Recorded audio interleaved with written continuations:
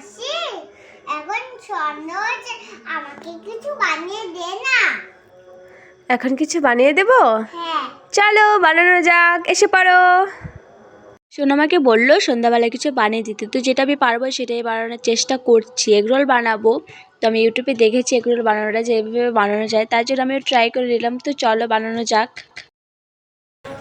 Hello বন্ধুরা, এই দেখো আজকে রুটি আজকে মাসে একটা এগ রোল বানাবে।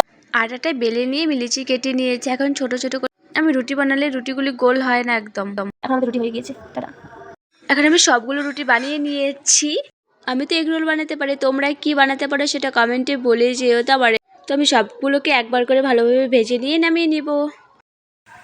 বল মাসি, এখনই তাড়াতাড়ি করতে লাগবে, আর রান্না করার টাইম নাই, 10 মিনিট হয়ে গেছে।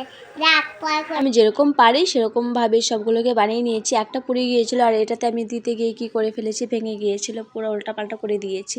তো যাই হোক, এক এক করে আমার সবগুলো ভাজা কমপ্লিট হয়ে গেছে। এখন আমি শুধু ডিম দিয়ে ভেজে নেবো, যেহেতু এগ রোল বানাবো, ডিম না দিলে তো আর হবে না।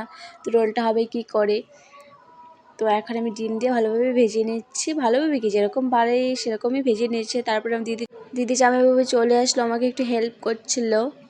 যতটুকু আমি পারছিলাম না ততটুকু হেল্প করলো। জামাইবাবু বসেছিল ওইদিকে, সোনু আর ভাই মোবাইল দেখছিল।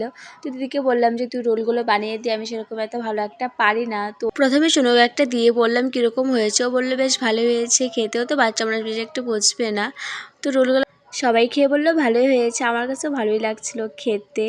তো সবাইকে এক একটা করে দিয়ে দিলাম, সোনু দিয়ে দিল সবাইকে। তো সবাইকে দেওয়ার পরে বাকি ছিল একটা, সেটা আমি খেয়ে নিলাম। তো ভিডিওটা ভালো লাগলে লাইক শেয়ার কমেন্ট করে দেবে, সাবস্ক্রাইব করতে একদম ভুলবে না। Thanks for watching guys. ঘরের অবস্থা পুরো শেষ করে দিয়েছি আমি, টাটা।